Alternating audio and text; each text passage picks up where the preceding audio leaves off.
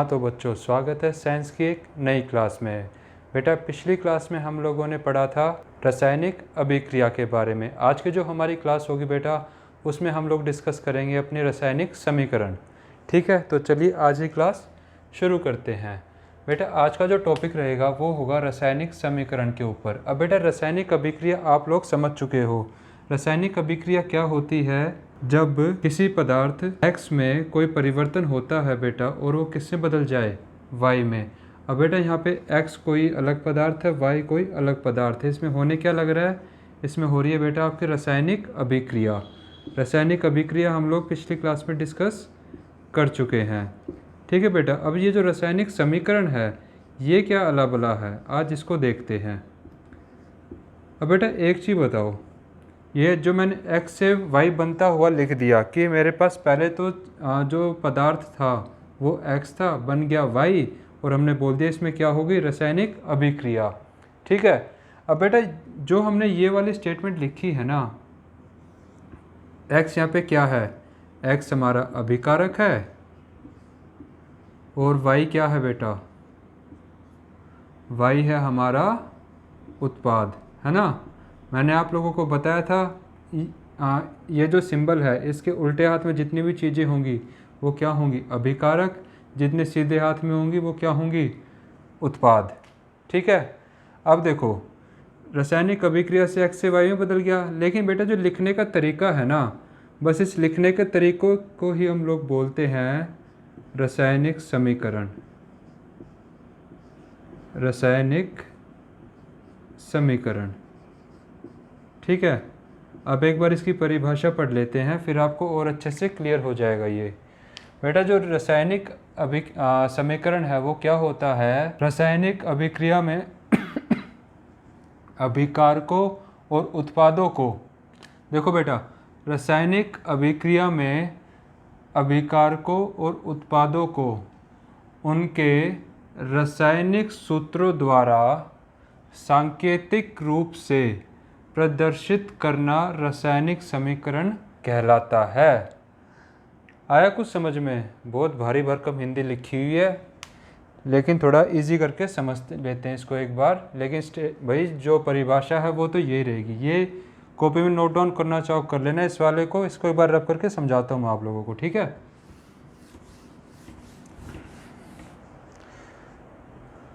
अब बेटा देखो, रासायनिक अभिक्रिया पता है हमें क्या है? अभिकारक भी पता है और उत्पाद भी पता है। अब बेटा एक रासायनिक अभिक्रिया लेते हैं जिसमें CO2 गैस बनती थी। बेटा उसमें क्या है? कार्बन प्लस ऑक्सीजन मिलती थी बेटा, और हमें क्या देता था ये? कार्बन डाई ऑक्साइड। ठीक है। और बेटा इंग्लिश और हिंदी में कोई बहस मत करना कि सर आप हिंदी मीडियम पढ़ा रहे हो, इनको इंग्लिश में क्यों लिख रहे हो। बेटा इससे ज़्यादा फ़र्क नहीं पड़ता है। आप लोगों को हिंदी में लिखना चाहो कार्बन को कार्बन ही लिखा जाएगा, ऑक्सीजन को ऑक्सीजन ही लिखा जाएगा, और कार्बन डाइऑक्साइड को कार्बन डाइऑक्साइड ही लिखा जाएगा हिंदी में। ठीक है, मर्जी आपकी है। इंग्लिश में लिखना चाहते हो इंग्लिश में लिख लो, हिंदी में लिखना चाहते हो हिंदी में लिख लो। ठीक है। अब देखो, ये तो भाई मैंने एक लिख ली रासायनिक अभिक्रिया। अब देखो इसमें अभिकारक भी है और उत्पाद भी है। अभिकारक कौन से हैं? अभिकारक है कार्बन और ऑक्सीजन, और बेटा जो उत्पाद मिल रहा है उत्पाद कौन सा है? Carbon dioxide. ठीक है। अब देखो को उनके रासायनिक सूत्रों द्वारा सांकेतिक रूप से प्रदर्शित करना। बेटा देखो इन सब के सिंबल होते हैं। ठीक है। जो हमारा कार्बन है, कार्बन का सिंबल क्या होता है? C। ऑक्सीजन का क्या होता है बेटा? O2 लिखते हैं हम ऑक्सीजन को। ठीक है। ये बेटा क्या मिलके बनाता है? Carbon dioxide. कार्बन डाइऑक्साइड का संकेत या फिर हम सिंबल बोल सकते हैं। सिंबल क्या होता है इसका? CO2। ठीक है। तो बेटा ये क्या हो गई? ये हो गई हमारी एक रासायनिक समीकरण। ये हो गया है बेटा हमारा एक रासायनिक समीकरण। ठीक है। उम्मीद है अब अच्छे से समझ में आ गया होगा। अब बेटा देखो एक उदाहरण यहाँ पे लिखा हुआ है, इस एग्जाम्पल को देखते हैं। इसमें बेटा अभिकारक कौन से हैं? अभिकारक मैंने बताया था, ये वाला जो निशान होता है इसके उल्टे हाथ में जितने भी होंगे वो सारे क्या हैं? वो हैं अभिकारक। तो बेटा यहाँ पे Zn और H2SO4 तो हमारे अभिकारक हैं। ठीक है, और उत्पाद क्या है बेटा, ZnSO4 और H2। अब देखो ये तो डायरेक्ट लिख दी हमने रासायनिक समीकरण, लेकिन बेटा रासायनिक समीकरण लिखने से पहले हमने कैसे लिख रहा था, हमने देखो बेटा कितना बड़ा लिखा, जिंक लिखा। Zn किसका संकेत है, किसका सिंबल है, जिंक का। H2SO4 किसका सिंबल है, सल्फ्यूरिक एसिड का। जिंक सल्फेट किसका सिंबल है, ZnSO4 किसका है, जिंक सल्फेट का। H2 किसका सिंबल है बेटा, हाइड्रोजन का। ठीक है बेटा, देखो साइंस वाले ज़्यादा समझदार होते हैं, उन्होंने क्या किया, समझदार नहीं कामचोर होते हैं साइंस वाले।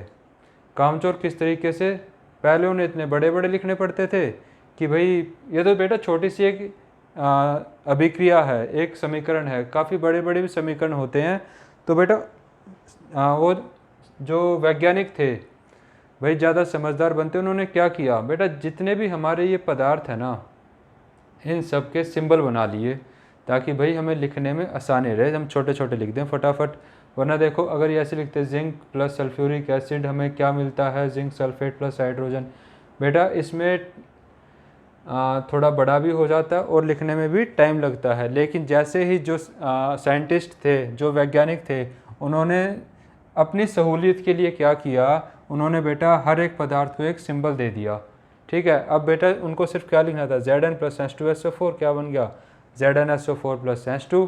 ठीक है, और उसके अलावा बेटा एक थोड़ी मजाक वाली बात है, ऐसा हुआ नहीं था कि जो वैज्ञानिक थे वो उन्होंने पता क्या सोचा होगा, मुझे जैसा लगता है कि भाई हम कुछ ना ऐसी बातें करते हैं कि जो दूसरे लोगों को समझ में ना आए। एग्ज़ाम्पल के लिए बेटा देखो, इसी को लेते हैं, इसी समीकरण को। भाई मैं कहीं पब्लिक में खड़ा हूँ, मैं साइंटिस्ट हूँ, पहले के ज़माने की बात है बेटा, मैं साइंटिस्ट हूँ, मेरे सामने एक साइंटिस्ट आ गया, मैं उससे बोलता हूँ भाई C+O2 CO2 बन गया, मज़े आ गए। अब भाई पब्लिक खड़ी थी, उनको तो कुछ समझ में आया नहीं, वो तो बन गए बेवकूफ़।